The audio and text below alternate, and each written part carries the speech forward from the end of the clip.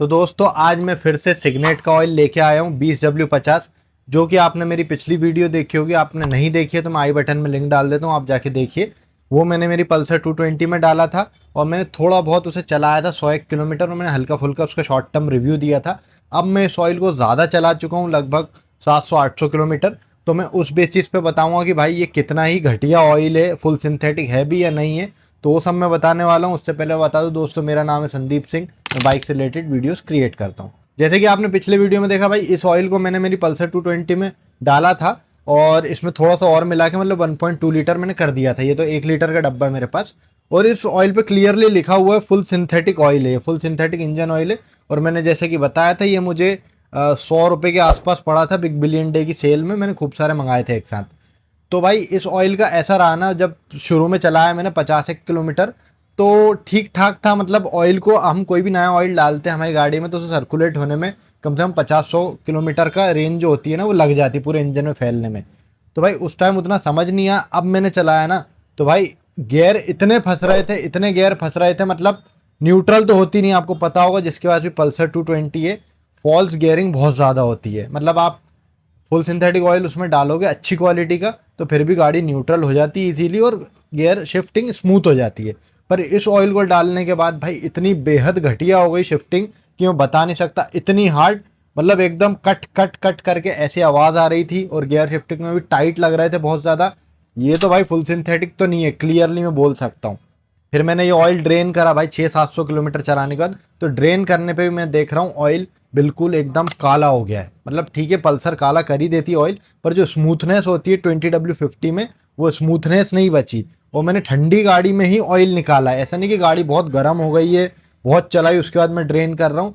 ठंडी गाड़ी रखी हुई है 2-4 घंटे, तो उसके बाद मैंने ऑयल ड्रेन करा। तो ऐसी हालत है कि स्मूथनेस कम हो गई है, थोड़ा सा खुरदुरापन आया ऑयल में, मतलब किरकिराहट आ रही है।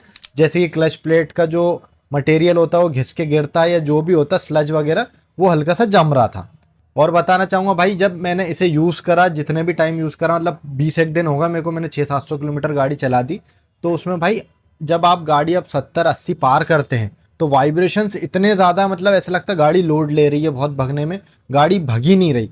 जो स्मूथनेस फुल सिंथेटिक ऑयल से आती है, आप रेस देते जाओ भगती जाएगी गाड़ी, ऐसा कुछ भी नहीं था इसमें। भाई इसकी परफॉर्मेंस ऐसी थी ना, जैसे कि मतलब नॉर्मल मिनरल ऑयल आते हैं 100 से 200 रुपये वाले, उनकी जैसी परफॉर्मेंस थी। ये बेहद ही घटिया ऑयल है, फुल सिंथेटिक तो कहीं से भी नहीं है ये। भाई अगर ऐसा आप ऑयल यूज़ करेंगे ना, ऐसे स्कैम में जाएंगे, जैसे कि ऑनलाइन बताते हैं भाई फुल सिंथेटिक ऑयल है ये, तो इस स्कैम में आप फंसेंगे तो आप अपनी गाड़ी को रुइन कर लेंगे, गाड़ी ख़राब कर लेंगे पूरी। उसके क्लच में दिक्कत आ सकती, गेयर्स वगैरह में, मतलब अगर स्मूथनेस नहीं रहेगी तो गेयर्स घिसेंगे और गियर दिक्कत करेंगे लॉन्ग टर्म में। गाड़ी का एवरेज भी घटता है इससे। अगर गाड़ी स्मूथ नहीं रहती, गाड़ी लोड लेके चलती है, तो गाड़ी का एवरेज भी डिक्लाइन होता है, बहुत ज़्यादा एवरेज घट जाता है। मेरे साथ भी वही हुआ, एवरेज कम देने लगी गाड़ी। उसके बाद हल्का सा टाइमिंग चेन की हल्की सी आवाज़ भी आने लगी। और दूसरी चीज़ ये, बिल्कुल स्मूथनेस थी ही नहीं, शुरू में भी नहीं थी। ऐसा लगा ही नहीं कि मैंने भाई कोई नया ऑयल डाला हो। कोई भी हम नया ऑयल डालते हैं तो वो कम से कम शुरू के 100-200 किलोमीटर एकदम स्मूथ रखता है गाड़ी, ऐसा लगता है कि गाड़ी में नई जान आ गई हो। ऐसा कुछ भी नहीं लगा इसे यूज़ करने के बाद। ऐसे आपको बहुत ऑयल ऑनलाइन मिल जाएंगे जो कि अपने आप को क्लेम करते हैं कि भाई फुल सिंथेटिक ऑयल है, 100, 200, 300, 400 रुपये में। आप खुद सोचिए, जहाँ पे मिनरल ऑयल नहीं मिलता अच्छी कंपनी का 100-150 रुपये में, आपको 150-200 रुपये में भी सर्वो का नॉर्मल सड़ा सा ऑयल मिलेगा, या फिर HP का ऑयल मिलेगा जो कि स्लज जमा करता है, पूरा इंजन ब्लैक कर देता है। तो फिर भाई फुल सिंथेटिक कहाँ से मिल जाएगा? सोचने की बात है। कोई भी ऐसे छोटे मोटे स्कैम में ना पड़े कि सस्ते के चक्कर में आप फुल सिंथेटिक ऑयल ऐसी कंपनी का ले लें। ये फुल सिंथेटिक नहीं है। आपको एक बात ध्यान में रखनी है, फुल सिंथेटिक आएगा तो 500 रुपये से कम में तो कहीं से कहीं तक नहीं आएगा, कितना भी ऑफर हो। 1 लीटर की बात कर रहा हूँ मैं। तो जो भी फुल सिंथेटिक ऑयल 500 रुपये से कम में आते वो है ही नहीं फुल सिंथेटिक। डब्बे पे लिखने से फुल सिंथेटिक नहीं हो जाता। ऐसे में डबल वीडियो भाई कोई से भी ऑयल के बनाता नहीं हूँ। मेरे को ये ऑयल बहुत बुरा लगा, मैंने चला के देखा बाकायदा बहुत हद तक, मेरे को बिल्कुल भी पसंद नहीं आया। तो मैं इसे ड्रेन कर दिया, मतलब 700 किलोमीटर में ही लगभग ड्रेन कर दिया। 700 किलोमीटर क्या ही होता, जरा में हो जाते हैं। तो मैंने इसे ड्रेन कर दिया, मेरे को बिल्कुल पसंद नहीं है, मैंने गाड़ी से मेरी हटा दिया। आप भी अगर ये यूज़ करते हो, आप अपनी गाड़ी से इसे हटा दें। अगर आपका 100 सीसी गाड़ी है और आप 1,500-2,000 किलोमीटर में चेंज कराना चाहते हैं, फिर आप इसे चला सकते हैं। ये तो बड़ी गाड़ी में ये 20W50, मतलब 150 सीसी 200 सीसी गाड़ी में तो भाई बिल्कुल भी यूज़ ना करें। थोड़े अच्छे ऑयल की तरफ जाएं, जैसे कि मोट्यूल, कैस्ट्रॉल, मोबिल वगैरह बहुत अच्छे अच्छे ब्रांड्स आते, उनके फुल सिंथेटिक ऑयल की तरफ आप जाएं, ऐसे घटिया ऑयल की तरफ ना जाएं।